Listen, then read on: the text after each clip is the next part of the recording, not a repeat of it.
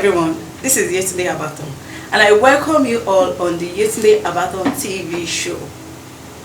This is our first episode, and we have our first guest here today, who is a certified sex educator.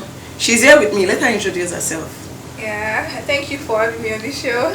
My name is Elizabeth, and yes, I'm a certified sex educator. I'm also doing my master's in public health, and I'm also a public health advocate.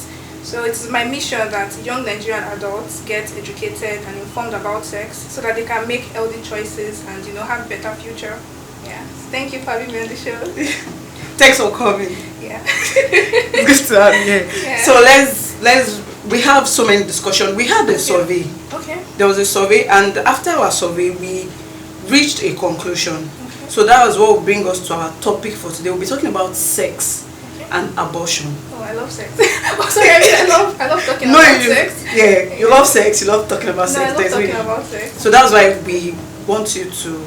Okay, sex and abortion. Yes, okay. That's what we bring you here for. Okay. So let's start from. My first question is, what is sex? Thank you for that question.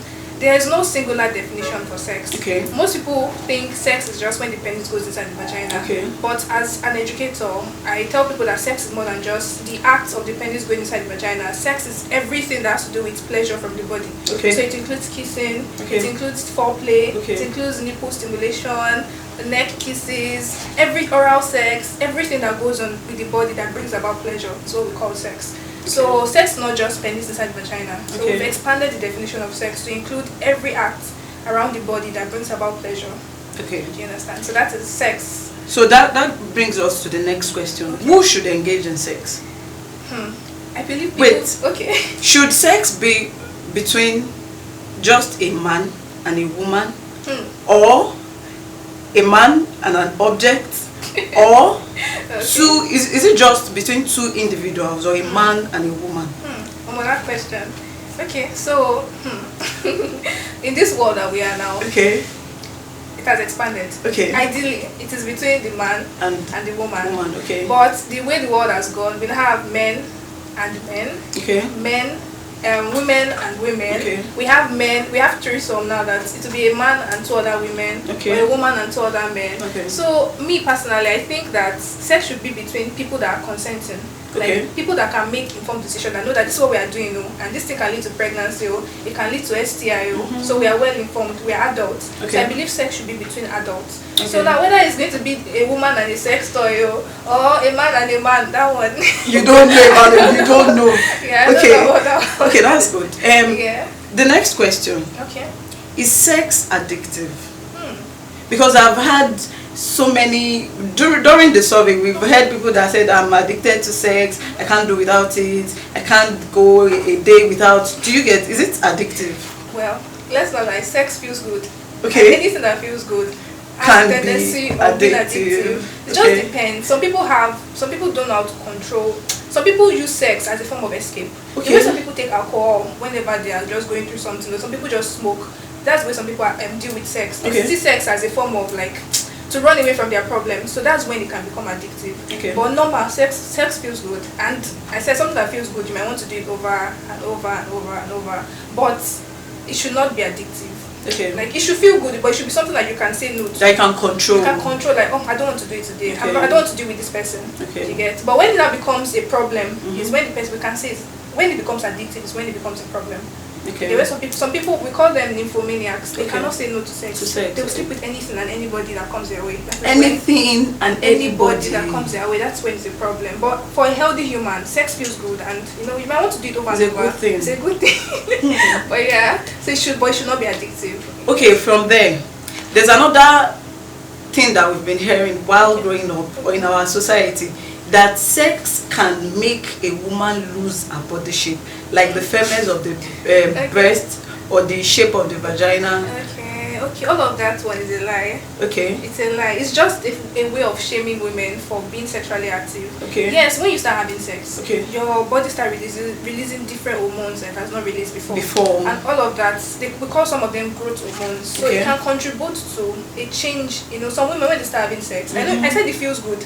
And then some people, when they're having sex, they feel good, and then that feeling good can actually increase their appetite, just make them feel happy. I know that when you have happiness and you have peace of mind, you know when they say some women when they get married, they just start they become very beautiful. Yeah, it's just the enjoyment of sex, the peace of mind. So Okay. it's normal that as a woman when you start engaging in sexual intercourse, you get, but it's not something that people can now see and say, this one is having sex already. Or this one, even the vagina getting loose, that one is not. It's not totally true. It's like not when you have totally sex, true. your vagina widens a bit to accommodate whatever is coming, inside. But after Back. like few hours, it goes back. Okay. You get, so it's not like your vagina is going to be permanently loose when you start having sex. So that she has had sex with somebody today, so I knew because I had. It's just lamba. It's lamba. I like that But one. a man can come and decide. You know me, I've not entered the vagina before, so I don't know. Maybe a man will tell us if it feels different. But me, from my own experience and education, no. No. Yes. Okay. Yes.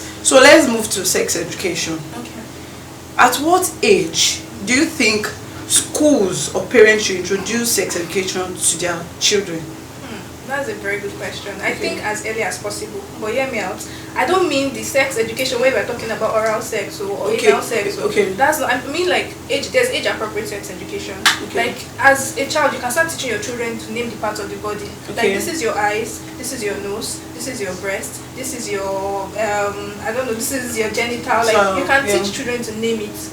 But like I said, sex education should be age appropriate. So there's sex education for children, there's sex education for teenagers. So it's not like when people hear sex education, they think it's just about blowjob, you know. But that's not. It's deeper than that. It's the anatomy of the body, everything, consent, everything like that. So I believe children should be taught right from the early age. But the age appropriate one. So they should be able to know their body parts. It's very important. So yes, I believe should be taught in schools too. The general menstrual health, how to clean your body, and that's part of sex education. So. Part of sex education too. Yes. So from there, you are a Christian, I know. What role has religion? Let me not use the Christendom alone. Religion generally played when it comes to sex. Do you think they've done more harm than good, or they've allowed us to have another idea about? Okay, so I am, like you said, I'm a Christian, right? So I would not come and bash religion or any religion. Religion is good for the purpose that God made it. But at the same time, religion has affected the way people perceive sex. Even people that they are waiting till marriage, when they eventually now enter the marriage, they have problems. Because they don't know anything about it, because it is demonized. They'll tell you in church, if you are feeling horny or you're attracted to your opposite gender, there's something wrong with you. You need to be praying against lust. So people don't know that these things are healthy, and it's just part of growing up. So religion has helped in a way. Let's not lie. It has helped to curb some of the excesses, you know. But at the same time, I feel like it has also made it difficult for some people to, especially people that eventually now get married. Because I see clients coming and the sex is too painful, they don't know what to do. But that is part of what they should have been taught in their premarital, but they don't teach them. They don't teach them. Yeah, so that's where the problem is. But religion in itself has not done any harm, I would not lie. It has not done any harm, really. Yes. It has helped to curtail desires. Because if not for religion, the world will be crazy. We'll be very crazy. Even with religion, it's still crazy. Not to talk of without it. So I would say religion has done its own good, but at the same time, our leaders in church and in the mosques and everywhere can do better. Can do better when it comes to that topic. That topic of sex, especially for people that are trying to get married or adults. You get very important. Yes. Okay. Yes. So what do you think? Not having a proper knowledge about sex has made a lot of people become parents at young age. Yes. Yes. Somebody was telling me that she just had unprotected sex and she used salt and water. Imagine. Okay. She's going to be very pregnant in the next 9 months. She was so confident. And that's what they use now, salt and water. Some people just say, when I finish having sex, I'll just go and take Bicham and Biclox. I'll just go and take Ogugoro and the sperm will flush out. That's lack of education. And that is how that girl will become a mother in the future. And even if she doesn't want to be a mother and then she wants to do abortion, it's still not safe. And then she can put her life at risk in the process. So sex education, what was the question again? Sorry. Lack of sex education. Lack of sex education can lead to early parenthood. I would not lie. Yes. Okay. So from there we are going to move to abortion. Okay. The abortion part. What is abortion? Okay. Abortion simply means termination of pregnancy. Termination of pregnancy. Is abortion safe? That's a very complicated question. Okay. Yes, abortion, when it is done the right way, it is safe. So we have safe and we have unsafe abortion. In Nigeria, it's mostly unsafe because abortion is not legal. So people that do it under the corners, at the corners. So it's not very safe. But yes, abortion should be safe if it's done the right way. Okay. So when an individual, a woman, wants to have abortion, who should she go to? That's a very, You know why? Okay. Most people will just stand up, talk to their friend, and their friend will tell them, okay, I used this and just came down like that. Yeah. Somebody told me that she used something and it came down. So that's why I'm asking, who should an individual go to? In A woman good go country, to? where abortion is safe, you can go to a doctor. Okay. In fact, I don't know if I'm allowed to say this, but when people come to me and say they are pregnant and they don't know what to do, they don't want to keep it, my first advice would be go to the hospital. Okay. Go and do a test. When you do a test, some of the nurses are kind enough to be like, this thing is 4 weeks old. What do you want to do about it? You get. So some of the nurses, I said, some of them are kind enough to offer that help. They'll be like, you're still a young person. What do you want to do? You can now from there you get. But if you're going to consult your friend, that one can take you to one quack doctor that can cause problems for you. You get. So yes, the ideal thing you should do is go to the hospital, do a pregnancy test, and from there you can now, talk to doctors. Some of them are willing to help. Okay. So in the process of our survey, we found out that out of 100% of women, 90% have had abortion. Even more than 90%. More than 90. I just decided to break it down. Yes. 90 has had abortion. Amongst the 90% that has had abortion, we have like just 20% of them that after the abortion, they did not die or have any fertility issue. Yes, that they could conceive later. So out of that 20% again, we found out that only 5% went through the right process. So that is what is bringing me to my question: can abortion damage the womb? I love this question. See, let me explain. I hope I have enough time to explain this. Yes, you have. But yes, abortion, like I said, there's safe and unsafe abortion. When it is unsafe, yes, it can damage the womb. Because, I said when you go to the squad doctors, they'll just say you should lie down. Okay. And then they'll bring one scalpel and the suction to try and just push out. They don't even know what they're doing. They just put it inside. They have to open your leg and then they're just scraping. In the process, they can affect your uterus, affect your ovaries, and before you know, your womb is damaged. Okay. You get even there are two types of abortion. There's the medical one and surgical one. There's one that you insert pills. Even that one safe. If you're not properly monitored, you can. Anything can happen. So yes, abortion can damage the womb when it is done unsafely. But if it's done the right way, in fact, some people don't know that post-abortion care is legal in Nigeria. Okay. Like if you have an abortion now and it's not complete or you're feeling somehow, you can go to the hospital. Okay. They will say they don't want to know whether you did abortion or it's miscarriage. They will take care of you. It's legal, they'll take care of you, they'll help you with evacuation, but people don't know. I don't know. Some people don't want to go to the hospital because of fear that they will judge. But you just go there. Miscarriage too is like an abortion. So we don't know whether it's miscarriage or it's abortion that you did by yourself. Okay. So we just go to the hospital. They will take care of the rest for you. But people don't know. And I try to educate people that post-abortion care is legal in Nigeria. If you do the abortion, even if it's bad abortion, once you do post-abortion care, you go to the hospital, they will do ultrasound, look at your inside, they'll help give you some drugs to avoid infection, give you some injections in case you have, there are some people that are resource negative. If you do abortion and you're resource negative, it can affect future pregnancy. So there's injection you have to take, but people don't know. So they just do the abortion and they just feel like it has gone. And then in the future, they are having problems with fertility. They are having problems. That's where the problem with fertility comes in. Yes. Okay. Yes. Okay. Yes. So from there, it's good to have you anyways. Thank you. So from there, let's assume there is a 14-year-old girl, 14 years old girl that got pregnant. As a sex educator, what advice would you give the parent? Are you going to give them advice that let this child go through labor pain, or let this child go through abortion pain? I would say they should do the abortion. Okay. No, shamelessly, I would say, because see, a pregnancy is not as easy as we look at it. Okay. In fact, do you know that abortion is actually safer than pregnancy? Like going through an abortion at the early stage is safer than going through 9 months of pregnancy. So that girl is too young. Number one, she cannot bear the financial implication of having a child, the mental implication, the emotional implication. So she should just save herself. As long as we detect it on time, you get. Once it's after 5 months, the abortion may not be successful and it's more dangerous. But once it's 4 weeks, 6 weeks, 8 weeks, can do an abortion. They should abort it. They should abort it. Girl, she's too young to she's make that decision. Yeah, so I would advise. But most parents, that was why I brought the question of religion. Religion would say... We definitely say keep it. It's God's will. But please. Okay, let me just chip in this question. Would you say children are God's gift? Children are God's gift. Okay. But there are some that we send back. That we send back to the sender. We have to tell him, say God, it's not your time. It's not your time. We don't want this gift now. Yeah. Hope I'm safe. But that's just my perception. Children are gifts from God, but still not in the right situation. In the right situation. God would not want you to bring a child into one that will suffer.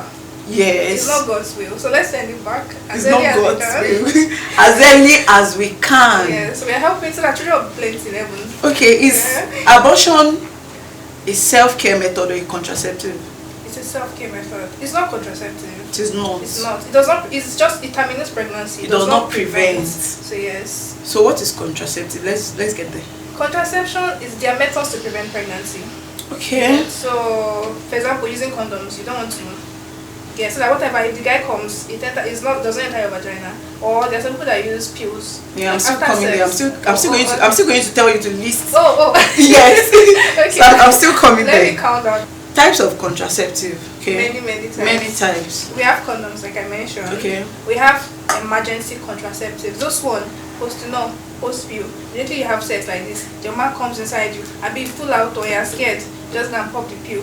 You get that one is emergency. Post-pill. So okay, before you continue listing, those post pills, do they damage the womb? They don't. You know why I'm asking? Yeah. When you tell people that use post pills, they will tell you that no, it damages the womb. You understand? Yeah. You were a sex educator. You would have seen more. Yes. You would have experienced more. Yes, they don't damage the womb, but people don't know how to use things in moderation. Okay. That's where the problem comes in. So if you overuse those things, number one, it messes up your hormones. You get so much that some people don't see their period for a long time because they're supposed to now or post pill. Some people they'll start bleeding unnecessarily. Really? Some people they'll have cramps. Okay. Those drugs have side effects. So when you now use that kind of drug some people they will have sex 3 times in a week and they'll be supposed to know 3 times a week. What you are doing is you are destroying your hormonal system. Some people you may not see your period for like 3 more months. So and again, excessive use of those pills can actually cause what we call there's a kind of pregnancy that happens outside the uterus. That's ectopic pregnancy. Yes. So those pills can actually excessive use of it can lead to that kind of pregnancy. So as much as I advocate that people should, if you don't want to get pregnant, use a pill, but don't overuse it. Once a month is okay. Okay. Yes, it's meant for once in your cycle. So the cycle is about 28 days. So once in 28 days is okay. But if you're using it 2-3 times, you're messing up your body. So if you want to use it once a month, you're still going to list. Of course. So if you are using it once a month, when should you use it? Okay. See, it's best to use it before you ovulate. But if you use it during ovulation, it may not work. The purpose of that pill is to stop or to reduce ovulation times. Like your body is preparing for ovulation. The pill is going to actually either prevents ovulation or makes your body slow down so that it will not reach ovulation on time. So if you use it when you are ovulating, the egg has come out already. Okay. And sperm, it travels like a lot. It travels fast. So before you know, they've connected. Yeah, just using drug for using you're not swallowing and drinking. Because some people be like they use the pill and then they are pregnant. Failed. When did you use it? Some people don't even know when they are ovulating. That's the problem. Okay. They just have sex anyhow and then use the pill anyhow and then they'll still get pregnant because they don't know when they are ovulating. And the pill, so the best time to use that pill is before. Like let's say you're going to ovulate next week and then you now have sex today, you now use the pill. It still makes sense. Okay. But even still, sperm can stay inside the body for up to 5 days.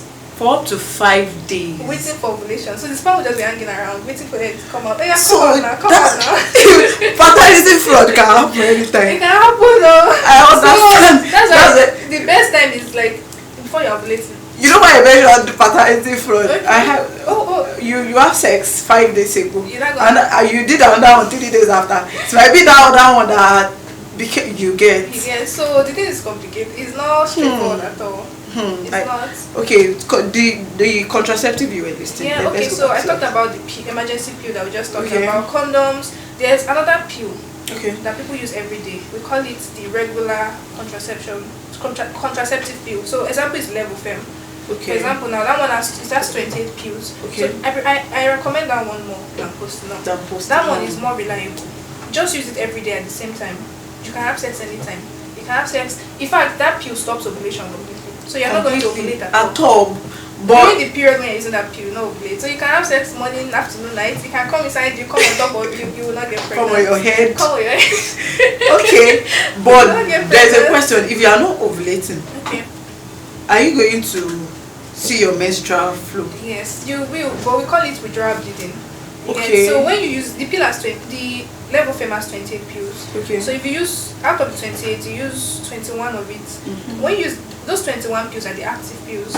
The remaining 7 they are not active. So when you use those pills are not active, your body bleeds. Okay. You are shedding. You get so it's like your body is really all the hormones that are taking. It releases it within that 7 days. You bleed, but it's not like real blood. It's not menstrual. We call it withdrawal bleeding. Okay. So it's just your body, shedding the excess hormones. So so you will bleed every month. Okay, every month. But it's called withdrawal bleeding. Okay, we are still on the contraceptive. Okay, I talked about the contraceptive pill. There's the implants. Okay. That one is it's like a tiny rod like this. They put it around these parts. Yeah, but some people are afraid of it. But it's very cheap. It's around 5K, and it will last you 3 years. It will last 3 years. 5,000 for 3 years. For 3 years. And then some people prefer to go and buy Postinor of 1,000 every day. Yeah, but people don't know. And there's also the perception that it's going to damage your womb or it's not allow you to get pregnant in the future. But you know why? I've seen women that after the implantation they get bloated. Yeah, there are side effects. There are side effects. Are hormones. Okay. So there are side effects to every drug. There's side effects. To every drug. Even if it's Postinor, there's side effects. Even if it is Levofem, even Levofem that I just talked about has side effects. I found out that even the ones that are not even with fertility, any drug they are using, will have side effects. So it's just left to you to read the side effects. Some people don't read. Okay. Yeah, some people they don't go to the hospital. Just do it under the. If you read, you know that okay, this side effect. If you don't like the side effects, you can stop the method. They can withdraw it. So if you use the implant there, you say, I don't like the way I'm getting fatter. Yeah, my cheeks are coming out. I don't like it. People will think so you can tell doctor, I don't like this method, or they remove it. They will say, do you want to try another method? Okay. You say yes. They will recommend another one for you. I think there should be a test that will be carried out. Yeah, there's some to understand a woman's hormone. Okay, before you. Yeah, you have to do an hormone test. Okay. Yeah, so that they will know that okay, this person's body can handle this thing. But some people don't do any tests. They just and then they start having side effects. But then ideally, when you go to a doctor, you have 2 questions based on your lifestyle. Some people don't have the energy to be using drug every day. Okay. Some people prefer implant, just use it and forget. Okay. So they will ask those questions. They will do some hormone tests to know that okay, your hormones can handle. Your hormone levels are normal. They can handle this drug. Okay. Yes, for this method. So that's it. So we are still on. Okay. So there's what we call the IUD. Okay. That one is implanted inside the vagina. Okay. Yeah, but some people don't have the mind. IUDs around. There are different types, but it should not be more than 30K. 30K. And it can last you up to 5 years. Some 10 years.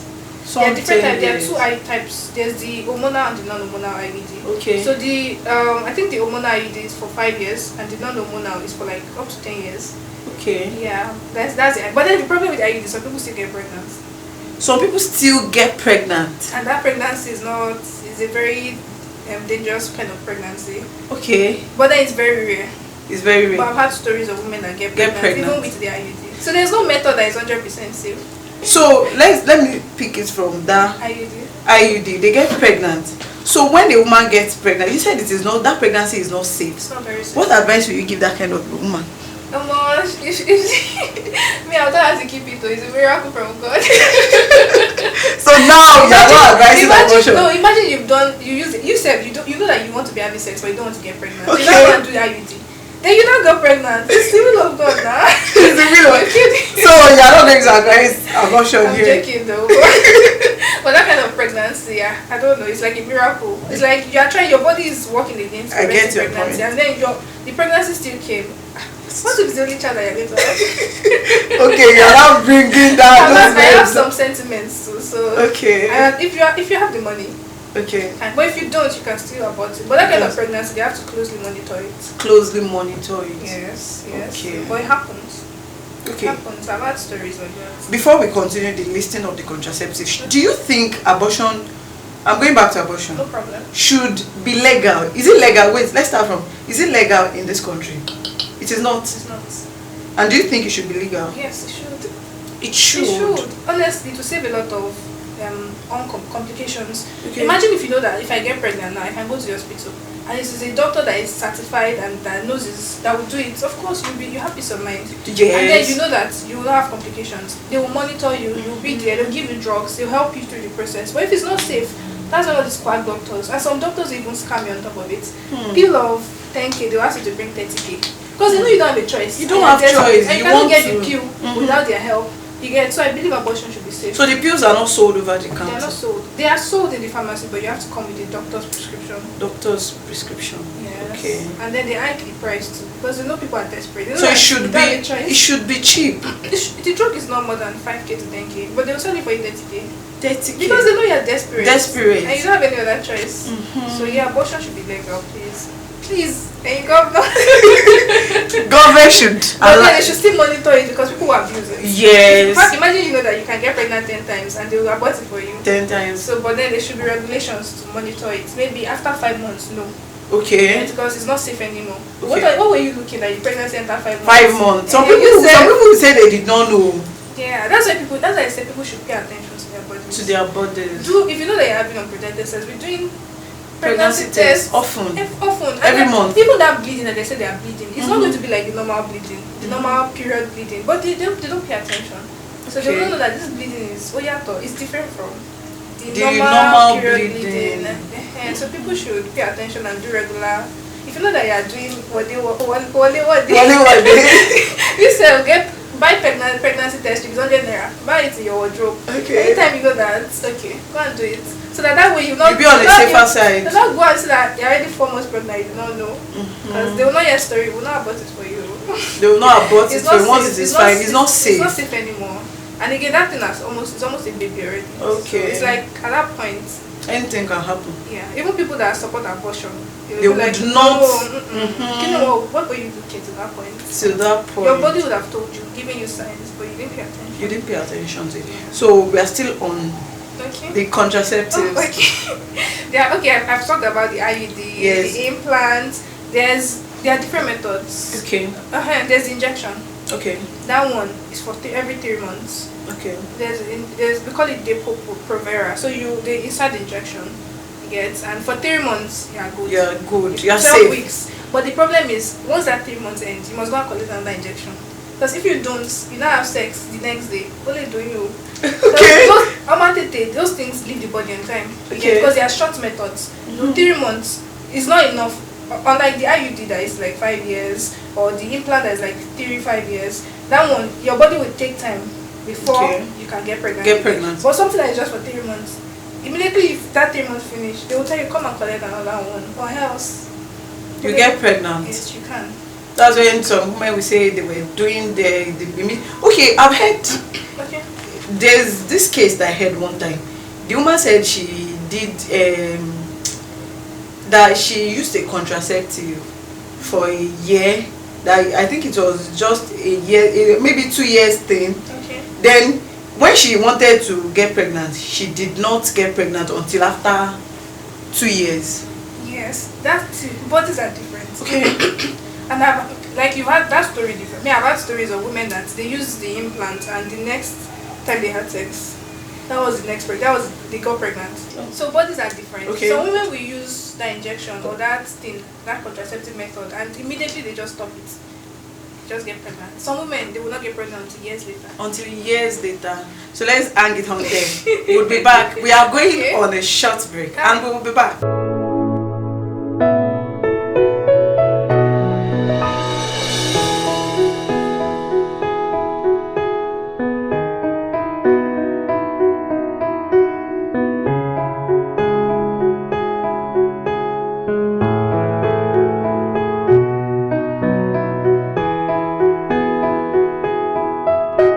welcome you back on the show. So, our guest, we were talking about the contraceptive methods. Yes. I think we've listed up to 5 now. Yeah, we stopped at the injection. Yeah. We've talked about the condoms, implants, injection, IUD. Those are the main methods actually. Main methods. There's what we call the patch, but those ones are not common in Nigeria.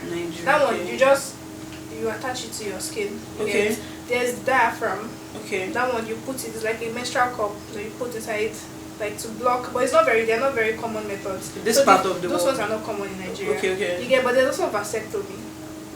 We didn't talk about vasectomy. Okay, I think that one is that the other than okay. For men, yeah. So some men will actually cut so that they will not be able to release sperm. Okay. Some people do it. I've had stories of men in Nigeria that do it. Is it very, very advisable for men? I feel like if you have given birth to all the children you want, you can consider it. So contraceptive should not be female based. It should not only be for women. In fact, in this our gender, in recent times, I heard that they are producing contraceptives for male. An injection that men will use for 2 years to prevent pregnancy, so they will not release sperm. Okay. So they are still producing it. Okay. But then I think it's a good thing. It's a good thing. It should not be just for women. You should not. Yeah, it's women that will get pregnant, women that will do abortion, women that will see if society would even judge, it's women they would judge that she has done 2-3 abortions. And the men who don't want to use condoms, women too don't want to use condoms because raw is better. It's sweeter. But still, so I feel like they should at least push some to the men. At least let the men take responsibility for some. Yeah, it will ease the burden on women. It should ease the burden. So from there. Is that all? I've listed the main methods. The main methods. Yeah. Okay, out of all these methods, which one is safe? Which one is the best? As a sex educator, which one would you advise? Okay, so as an educator, I'm not meant to recommend for women. I said bodies are different. Okay. So what works for me might give you like terrible side effects. Okay. Yeah, and you'll be like, but you said this is the best. This is the best for me. Okay. It may not be the best for you. But there's one method that I know that is I can recommend it because you can get it over the counter. Like you can just go to the pharmacy and say I want level fem. Okay. They'll give it to you. Okay. So you don't need prescription. So that's the contraceptive pill. Okay. So that one you use it for 28 days. Okay. So the thing with the pill is if you start using it now and you don't like side effect, you can stop it. Okay. It's not permanent. It's not like long term. Like it's not like 3 months. It's every day something. So if you don't want to continue, you can just stop. Okay. And your body will go back to normal. Okay. So that's the one I can recommend because you can get it at the pharmacy. But the other methods, you need a doctor to administer it to you. Which one is safer? Which there's an answer that I'm waiting for. Which one is safer? Condoms. What about abstinence? Abstinence is good, but can we abstain? Can adults really abstain? It's not easy. It's not easy. Yeah, especially this generation of boyfriend, girlfriend, dating. Yeah. My man, my woman. So the better you know that your child is an adult, and they can be doing it. The better you advise. That. Okay, this is what to do. This is what not to do. So it's better that way. It's better that way. So it's not as if you're advising. You know that we cannot abstain. It's not a joke. You can. To abstain. Okay, I want to chip in a question. Some people will say they are celibate. Yeah. Celibacy. Can a celibate? I don't want to go into that topic because that's what we are talking about. Okay. Can a celibate get into masturbation? Like it's part of celibacy. Masturbation. You just said something that sex is not necessarily. So if you are saying that a celibate should masturbate, but the point of celibacy is you don't want to engage with somebody else. Okay, so it's not okay. Like I don't want to sleep. Some people feel like my body counts. Let me just take a break. Or maybe the people I'm sleeping with, they'll ghost me. Some women be like, not to sleep with the man, just ghost them, or it doesn't take them serious anymore. So they want to abstain from. But they cannot be touching themselves inside the house. Oh, okay. So that one is still under celibacy. Okay. Yeah, but you're not interacting with anybody else. It's just you. Okay. So it's still under. Okay. But some people go complete, no touching themselves, nobody's touching them. So that one still happens. It happens. Yeah, it's also celibacy too. But there are different levels. Yeah, some people cannot do without, so they will still touch themselves. So what would multiple sexual partner do to an individual, your body? It's not, as much as I tell people it's your body, it's your choice. Okay. But at the same time, I will tell you that when you start sleeping with multiple people, you get exposed to multiple infections. Okay. You get weeks. I was still talking to somebody recently. She got pregnant, Okay. but because she has slept with like 4 people in that week, she didn't know. She She didn't didn't know know. who the pregnancy is for. So that's one of the disadvantages of and again STI. Infection is not a joke. It's increasing. HIV, HPV, everything. So if you are sleeping with this one, before you know, You would not even know where it you is. don't even know And where then you are sharing it even for around. women, it's not good because there's what we say when they say women are fishy smell, fishy smell, fishy vagina. Okay. It's because of multiple sexual partners can cause it. Okay. Because if you sleep with this person, you get exposed. You know, the body is made of bacteria, Okay. the good and the bad. The bad. So if you sleep with this person, you're exposed to their bacteria. Sleep with that one, you're exposed to their bacteria. Sleep with that one, so your body is confused. Different bacteria, so you start acting up and you start getting fishy smell. Oh, okay. So it's not good for women. Okay. But if you want to do it, use protection. Okay. So that if you're sleeping with this guy using condom, you're using condom, it's better that way. But even condoms, they don't protect against all the infections, so you can still get infected. So even I think when you are when you engage with multiple sexual partners, it can affect someone psychologically too. Yeah, to an extent, because it just changes your perception on love. On love, yeah. And then you don't even see sex as something that is valuable. Valuable. You get people. I don't judge people. People have different ways. Some people will tell you that they are their office. Okay. They just want to explore. They don't want to be in a relationship. It's okay. It's fine as long as you contain it. Okay. Like, okay, I'm doing this thing for 6 months. Then you reset. You reset. But if you are doing it, it's not something that you now turn to a lifetime you can't thing. sustain it. You can't sustain. Your body will tell you. Your body will tell. Yes. Okay. But then the problem is, even if you sleep with one person, you can still get infected. So, yes. So it's still, there's no guarantee. Sex is risky. That's just the point. So whether you deal with one person or multiple people, the person you are dealing with can be cheating on you with multiple people, and then it gives you infection. So I don't know. So we are getting to the end of the show already. Yeah. So we are going to say that alum or corn or salt and water, they are not contraceptives. They are not. That's our conclusion. That's our conclusion. Like, but if you doubt, you can go and try it. But then invite us. 9 months. Yeah.